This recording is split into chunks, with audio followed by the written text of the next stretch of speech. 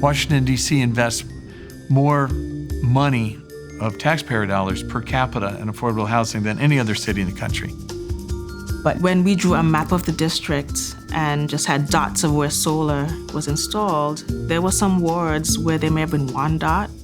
So if you're a renter in affordable housing and you want solar, chances are that you don't have the ability to put solar on your roof. So there were some customer classes that were being left behind. And here the challenge is, how do you solve both a clean energy problem and a social problem? How do you transfer benefits of solar power to affordable housing residents?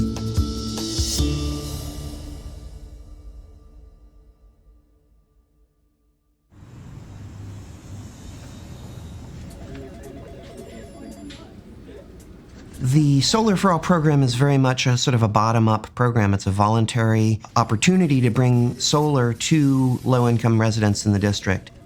In affordable housing, it's actually a little bit tricky to pass through those benefits of clean energy. Utility allowances are part of that complexity.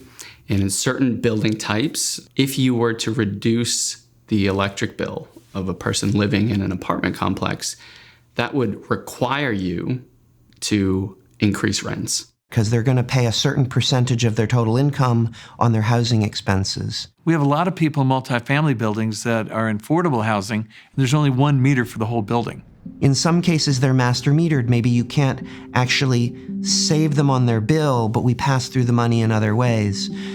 So that was one of the big challenges. We created a whole set of community benefits in the form of enhanced daycare services. In some of the properties that we're working with, they're simply cutting a rebate check. Folks are looking at financial literacy trainings. Some folks really wanted improved security as an amenity. They felt unsafe in their communities, so the money from the energy savings flowed back into a higher quality, safer, and more livable residential environment. Electricity savings are flowing back directly to residents through a whole host of benefits. On an annual basis, there is always a clearly defined and known financial benefit flowing back through.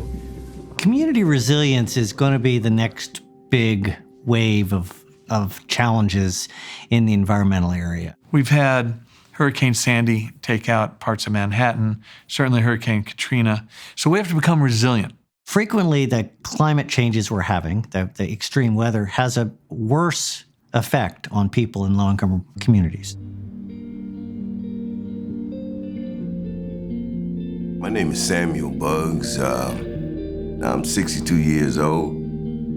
I have respiratory problems, so I have COPD. I remember approximately 2 years ago, the power grid went out. We are aware that for our residents, the shutdown of a grid creates enormous stress. There was no air, there was no lights.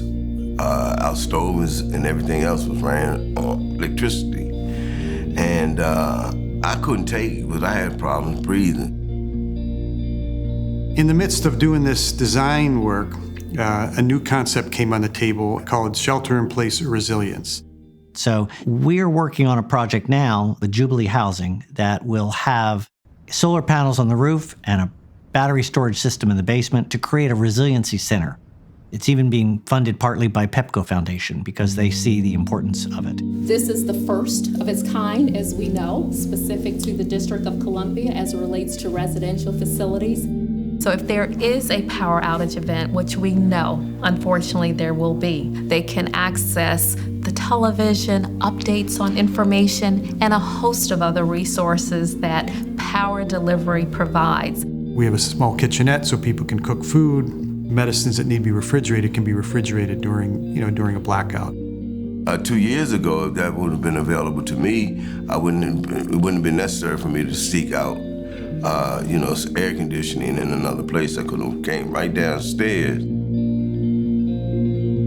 Just imagine living in a building that would provide a safe area and space, despite what may be going on in the rest of the city with the possible power outage. So I definitely feel fortunate and blessed. We have an obligation as a government to protect the people of Washington and the assets of our city. So what we're doing is we're capturing the benefits of the savings from solar, and we're channeling those very same dollars back into community services. And so connecting the potential for renters to participate in this new clean energy economy, new technology, and really benefit from a solar project is the innovation. And that unless government encourages that innovation, it often won't happen, or it certainly won't happen as well. But it makes a huge difference when people see that something can be done. We are all in this together.